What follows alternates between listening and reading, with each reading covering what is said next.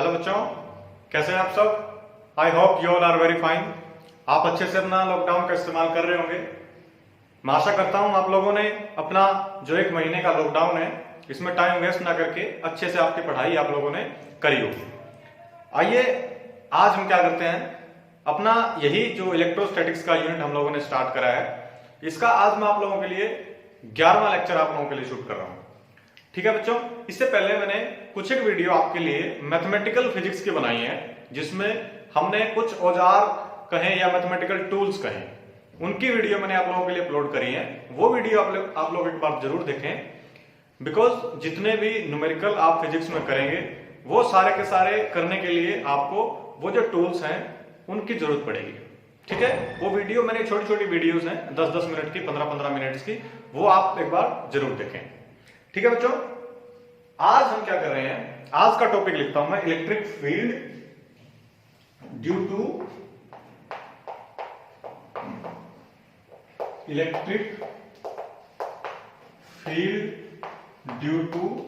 अ charged ring.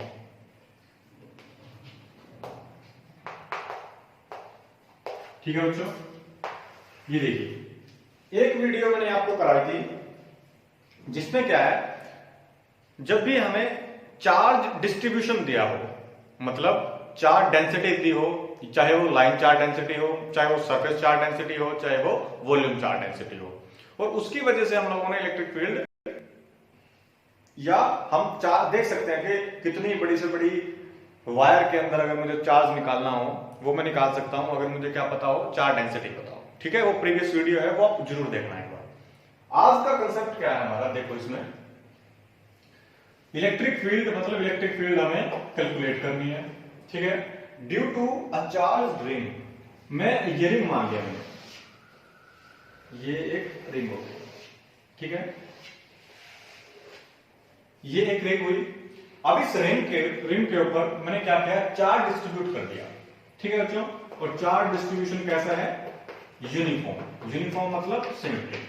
ये मैंने charge positive इसको ऐसे यूं दे दिया, और वो चार्ज क्या करेगा, इस रिंग के चारों तरफ इस सरफेस के ऊपर ऐसे डिस्ट्रीब्यूट हो जाएगा। ठीक है बच्चों, और एक बार ध्यान रखना, ये रिंग कैसे है, मतलब यूं इस तरीके से रिंग है, ऐसे रिंग है, ऐसे रखी हुई है यहां पर है, और मुझे क्या करना है, इसके बिल्कुल इस एक्सियल पॉइंट के ऊपर ऐसे, जो कि कितना डिस्टेंस दूर है, सपोज x डिस्टेंस दूर है, कहां से, इसके सेंटर से। ठीक है, प्रॉब्लम समझो एक बार, उसके बाद बहुत इजी से आप लोगों को अच्छे से समझ में आ जाएगा। ये मेरे पास रिंग हुई, ये रिंग इस तरीके से रख के, और ये पॉइंट यहां पर इसकी एक्सिस से पास हो रहा है। ठीक है, एक्सियल और इक्वेटोरियल मैंने बहुत अच्छे से आपको बताया था, एक बार और बता रहा हूं, रिपीट कर रहा हूं। जो सर्कल हुआ, सर्कल के जो सेंटर से पास हो रही है एक एक्सिस, उस एक्सिस के किसी भी डिस्टेंस के ऊपर मुझे क्या करना है, इलेक्ट्रिक फील्ड कैलकुलेट करनी है। ठीक है बच्चों, इस पॉइंट को मान लेते हैं कुछ भी, ये P पॉइंट मान लिया हमने।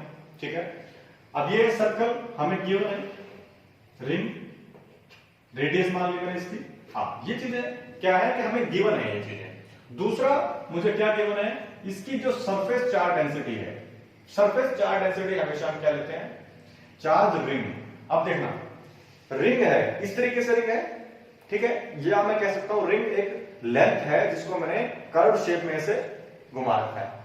ठीक है, तो मैं इसका सरफेस लूंगा या मैं इसका लाइन चार्ज डेंसिटी लूंगा, क्योंकि ये एक रिंग है, मतलब एक स्ट्रेट वायर है जिसको मैंने सर्कल की फॉर्म में ऐसे घुमा दिया, तो मैं क्या लूंगा यहां पर भी, lambda, that is linear charge density. मैं यहां लिख देता हूं जो चीज गिवन है, इसका आ गया लीनियर या लाइन चार्ज डेंसिटी, ये हो गया डेंसिटी। ठीक है, रेडियस हो गई हमारे पास r, रेडियस ऑफ सर्कल। ठीक है, उसके बाद क्या है, मुझे x डिस्टेंस पर, ये O पॉइंट है, अगर इस x डिस्टेंस पर मुझे क्या करना है, इलेक्ट्रिक फील्ड कैलकुलेट करनी है, E एट डिस्टेंस x। ये हमारा क्वेश्चन है। अब ये क्वेश्चन हो गया, मैंने इसको एक और पार्ट ऐसे कर लिया, इसके बाद मैं इस पर आऊंगा, उसके बाद मैं यहां थर्ड क्वेश्चन बना करके वहां आऊंगा। ठीक है, अब देखो इसमें हमने क्या पढ़ा है अभी तक, कूलम्स लॉ कहां एप्लीकेबल है, केवल और केवल एक पॉइंट चार्ज पर।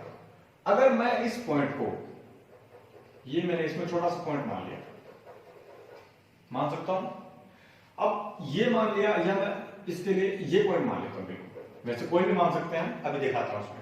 अब ये पॉइंट हो गया पूरा, अब ये पूरा का पूरा रिंग ऐसे ऐसे काफी पॉइंट से मिलकर के बनेगा, आप लोग समझते हैं। अब इस पॉइंट की वजह से ये क्योंकि एक पॉइंट चार्ज हो गया, इस पॉइंट पर इलेक्ट्रिक फील्ड मुझे निकालनी, ठीक है। इस पॉइंट की वजह से मैंने क्या ले लिया, इसको डीएल लेंथ ले लिया, ठीक है। डीएल लेंथ ले लिया मैंने, इसका मतलब बोल देंगे let dl is small length, small point length भी कह सकते हैं, ठीक है बच्चों। पॉइंट लेंथ हुआ। अब इस पॉइंट लेंथ के अंदर मुझे दिया हुआ है लैम्डा क्या है, चार्ज डेंसिटी। तो इस लैम्डा चार्ज डेंसिटी को मैं क्या लिख सकता हूं, dq डिवाइड बाई dl लिख सकता हूं, क्योंकि चार्ज डेंसिटी क्या थी, चार्ज डिवाइड बाय लेंथ। अब ऊपर अगर स्मॉल चार्ज है तो नीचे स्मॉल लेंथ ले ली मैंने, इसको ऐसे लिख सकता हूं। तो इसका मतलब हो गया जो मैंने डीएल लेंथ ली उसके अंदर चार्ज कितना है, लैम्डा इंटू डीएल। ये चीज एक तो इंपॉर्टेंट है, ये तो समझ में आएगा। कुछ नहीं किया इसमें, लैम्डा था जो चार्ज डेंसिटी थी, चार्ज डिवाइड बाय लेंथ था। ऊपर क्योंकि हमने चार्ज स्मॉल लेंथ ली है तो उसके अंदर स्मॉल ही चार्ज होगा, स्मॉल चार्ज ऊपर लिखा dq, डी वर्ड जहां भी आ जाए स्मॉल, इसका मतलब वो बहुत ही छोटी सी क्वांटिटी है, ठीक है बच्चों। dq equals to lambda dl। अब क्या करेंगे, अब इस dq की वजह से इस पॉइंट के ऊपर तो इलेक्ट्रिक फील्ड मैं निकाल सकता हूं, मुझे पता है dE का फॉर्मूला, इलेक्ट्रिक फील्ड का फॉर्मूला क्या होता है, E equals to k q by r square. r क्या होता है, linear distance between charge and the point where I have to calculate the electric field. अब क्योंकि चार्ज q था तो E आ गया। अब हमारे पास क्या है, चार्ज dq है, तो इलेक्ट्रिक फील्ड भी क्या आ जाएगा, स्मॉल आ जाएगी, क्या आ जाएगा, k dq divide by distance r square. अब यहां मैं r लिखता हूं एक मिनट के लिए, r डिस्टेंस कौन सा होगा, इस चार्ज के बीच में और इस पॉइंट P के बीच में, ठीक है बच्चों। अब ये डिस्टेंस यहां से लेकर के यहां तक का, इसको मैं कैसे लिखूं, बाय पाइथागोरस थ्योरम।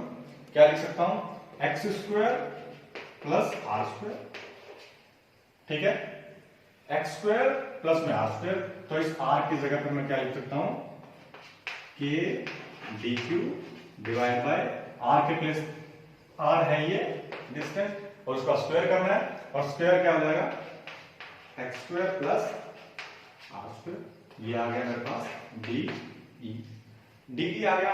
अब इसमें बच्चों क्या है, इंटीग्रेशन जो मैंने आपको लास्ट लेक्चर मैंने इसलिए मैथमेटिकल फिजिक्स का पढ़ाया, मैथमेटिकल टूल्स मैंने आपको पढ़ाए कि अगर मुझे सपोज ये मेरे पास इतनी लेंथ है, ठीक है, इसके एक पॉइंट से अगर मुझे कोई इफेक्ट पता लग रहा है, ठीक है, और ये सारे के सारे पॉइंट कैसे हैं, सिमेट्रिक, तो मैं इन सभी का सम करने के लिए क्या करूंगा, एक पॉइंट का पता लगाओ, सभी का निकालने के लिए क्या कर दो, इंटीग्रेशन। यहां क्या है, ऐसे रिंग है, एक पॉइंट का पता लग गया, ठीक है। अब सारे के सारे पॉइंट का पता लगाने के लिए क्या करूंगा, मैं उसका टोटल इंटीग्रेशन करूंगा, दैट्स ऑल, खत्म। तो ये हमारा क्या रहेगा, अल्टीमेट प्रोसीजर रहेगा, ठीक है। मैं इसके लिए क्या करता हूं, मिटा लेता हूं इसको एक मिनट, ठीक है। ये आ गया मेरे पास dE।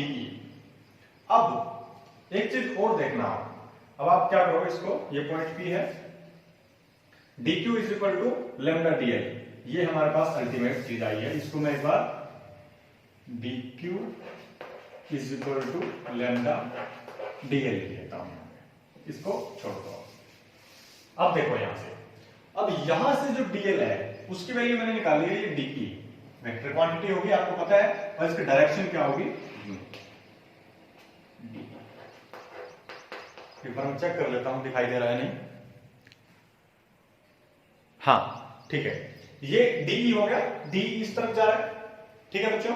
अब ऐसा ही कोई एक एलिमेंट यहां से इस तरफ होगा, श्योर है, यहां से होगा जो, वो कैसे जाएगा, उसकी इलेक्ट्रिक फील्ड ऐसे होगी, और डायरेक्शन क्या हो जाएगी, यू। ऐसे हो जाएगी। सेम डीएल है, यहां भी मैंने सेम डीएल अगर ले लूंगा तो वो ऐसे जाएगी।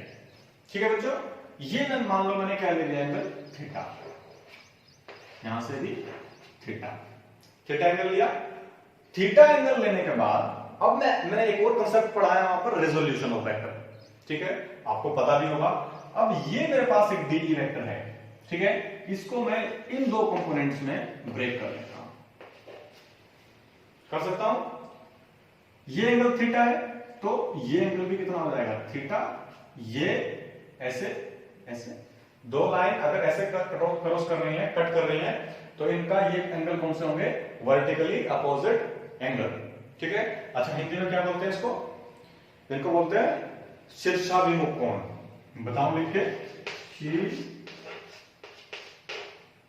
ऐसे कुछ लिखते हैं, शीर्षाभिमुख कोण, जिनके शीर्ष उल्टे हो, मतलब मुंह उल्टे हो। इसका मुंह इस तरफ है, इसका मुंह इस तरफ है। ठीक है, तो दोनों के दोनों कोण क्या होंगे, एंगल को हिंदी में क्या बोलते हैं, कोण। तो ये दोनों इक्वल होंगे।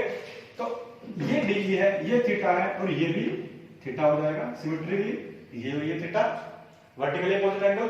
तो इसको जब मैं ये कंपोनेंट लूंगा, थीटा के साथ वाला कंपोनेंट हमेशा क्या, cos थीटा, और दूसरा कंपोनेंट कौन सा, डीई साइन थीटा।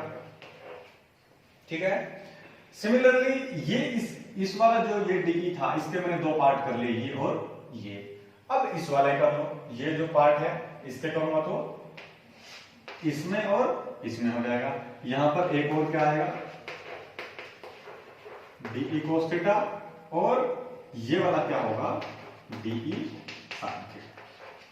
ठीक है बच्चों, इसको और मैं एक बार मिटा करके दोबारा लिख लेंगे इसको। ये आ गया था, या इसको मिटा करके यही लिख लेंगे, प्लस डीई cos थीटा। ठीक है बच्चों, डीई आया था हमारे पास कितना, dE is equal to k dq by x square plus r square. ये हमारे पास डी था। अब ये फिगर अगर आपको समझ में आ जाएगी तो इसके बाद सिर्फ इसमें क्या है, इंटीग्रेशन। इसकी वजह से इलेक्ट्रिक फील्ड इस डायरेक्शन में, इसकी वजह से इलेक्ट्रिक फील्ड इस डायरेक्शन में। थीटा मैंने ये थीटा मान लिया, ये इसके इक्वल आ गया, ये इसके इक्वल आ गया। क्यों, वर्टिकली अपोजिट एंगल से। उसके बाद क्या किया, इस डीई को मैंने दो पार्ट में तोड़ लिया, रिजोल्व कर लिया। थीटा के साथ वाला cos theta, perpendicular component sine theta. Similarly this one, इसको भी मैंने दो पार्ट में ब्रेक कर लिया, cos थीटा, ये साइन थीटा। अब यहां से देखो, डीई साइन थीटा ऊपर की तरफ है, डीई साइन थीटा नीचे की तरफ है, तो क्या होगा, कैंसल आउट होंगे। ठीक है बच्चों, हमेशा जब भी अपोजिट डायरेक्शन में दो वेक्टर हैं तो क्या होगा, कैंसल आउट। अब ऐसे ही मान लिया यहां पर कोई पॉइंट लिया मैंने, इसके कोरस्पॉन्डिंग यहां पर पॉइंट लिया मैंने, यहां ऐसे आएगा, ये ऐसे आएगा। जब उन दोनों को मैं क्या करूंगा, जब उन दोनों पॉइंट्स को भी मैं रिजोल्व करूंगा, तो जो साइन थीटा कंपोनेंट है वो हमेशा क्या हो जाएगा, कैंसल आउट हो जाएगा। ठीक है, तो जो अल्टीमेट हमारे पास लास्ट इलेक्ट्रिक फील्ड बचेगी डीई, वो क्या बचेगी, डीई cos थीटा। ये समझ में आया, हमेशा cos थीटा कंपोनेंट हमारे पास बचेगा, जो साइन थीटा कंपोनेंट होगा it will become always zero because of symmetrically that second component present at the opposite end। ठीक है बच्चों, डीई आ गया हमारे पास, डीई cos थीटा। इसके बाद क्या है, कुछ भी नहीं, इसके बाद केवल क्या करना है हमें, ऐसा ही एलिमेंट, जितने सारे एलिमेंट लेकर के ऐसे उनको क्या कर देंगे, सम कर देंगे। तो अब यहां क्या करें, डीई की वैल्यू पुट कर दो, डीई ये था के डीक्यू बटे x square plus r square. अब क्या करना है, cos थीटा की वैल्यू, cos थीटा क्या होगा, ये हमारे पास परपेंडिकुलर। ठीक है, ये परपेंडिकुलर हो गया। अब cos थीटा कितना होता है, cos थीटा यहां लिख लेते हैं, cos theta equals to base by hypotenuse. Base क्या होगा इसमें, क्योंकि ये एंगल और ये थीटा दोनों एक ही लाइन पर रखे हुए हैं, तो ये किसका काम करेगा इसमें, बेस का। मतलब एक्स डिस्टेंस हो गया यहां से लेकर के यहां तक का, और हाइपोटेन्यूज क्या है, under root x square plus r square. cos theta आ गया। अब क्या करें, cos थीटा के प्लेस पे वैल्यू पुट कर देंगे, x divide by under root x square plus r square, ये हो जाएगा। अब क्या करें, ये डी हुआ, ठीक है। हमने देखो ये एक इंपॉर्टेंट चीज पहले ही निकाल ली थी, डी क्यू की वैल्यू क्या निकाली हमने, लेमडा इंटू डी एल।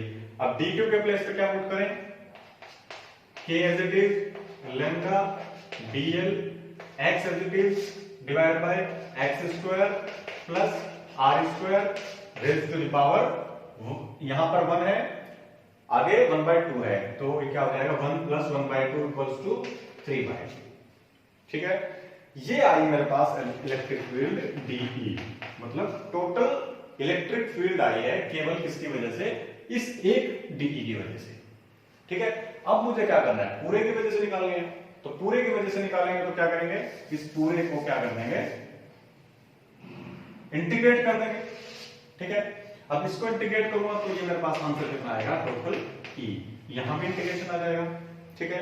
अब देखो इसमें क्या करेंगे, यहां मैंने कर दिया, अगर k कांस्टेंट है 1/4π, लेमडा कांस्टेंट है, x कांस्टेंट है कि इस पॉइंट यहां से, अब हम कांस्टेंट किसके विद रिस्पेक्ट टू देखना है, देखो ये जो मेरे पास रिंग आई, ठीक है, यहां से इस पॉइंट पर मैं निकाल रहा हूं, ये पॉइंट भी इतने डिस्टेंस पे है, ये पॉइंट भी इतने डिस्टेंस पे है, ये पॉइंट भी इतने डिस्टेंस से है, हर एलिमेंट से जो P पॉइंट है वो हमेशा किसके कितने डिस्टेंस पर आएगा, हमेशा it will be of equal distance, तो x भी कांस्टेंट आया, ठीक है। केवल क्या फर्क आया हमारे पास dl का, और यहां अपॉन में देखें तो ये भी डिस्टेंस इस पॉइंट से भी ये बराबर है, यहां से भी, क्योंकि इस तरीके से रखा हुआ है, तो ये सारे पॉइंट क्या आएंगे, इक्वल आएंगे, तो यहां भी क्या लिखेंगे, x² + r² पावर 3/2, और इंटीग्रेशन कर देंगे हमारा कितना, डी क्यू तक का, ठीक है बच्चों।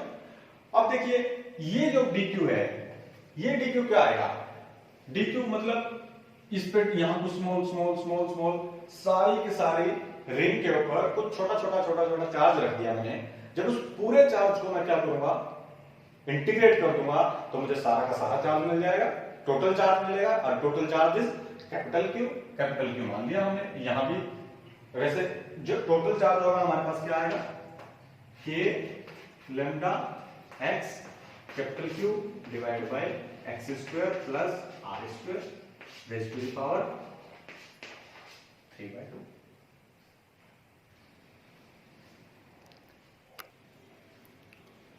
ये देखो बच्चों, यहां ये dl के प्लेस पे यहां क्या आएगा, ये जो k कांस्टेंट है एज इट इज आ गया, लेमडा कांस्टेंट है लेमडा आ गया, x कांस्टेंट है x आ गया, नीचे वाला सारा कांस्टेंट है ये भी आ जाएगा, यहां पर क्या है, ये dl एज इट इज आ जाएगा, ठीक है बच्चों।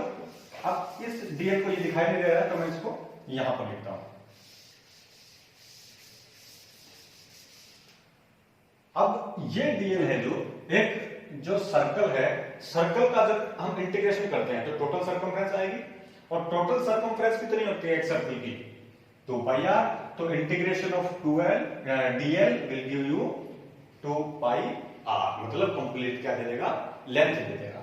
इसको मैं लिखता हूं यहां पर k लेमडा x इंटू में 2πr divide by x² plus r² raise to the power 3/2।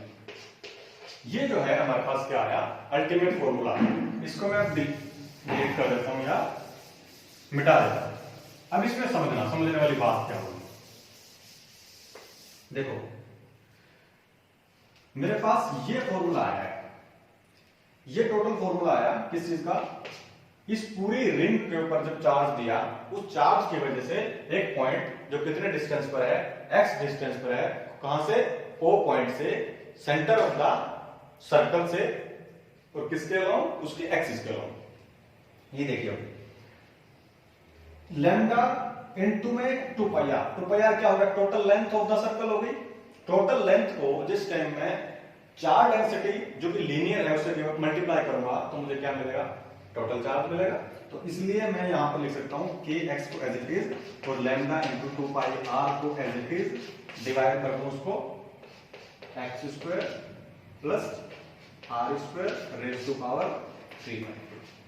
ठीक है, तो इसको मल्टीप्लाई करूंगा तो क्या आएगा मेरे पास, के क्यू और ये x as it is x divide by x square plus r square raise to the power 3।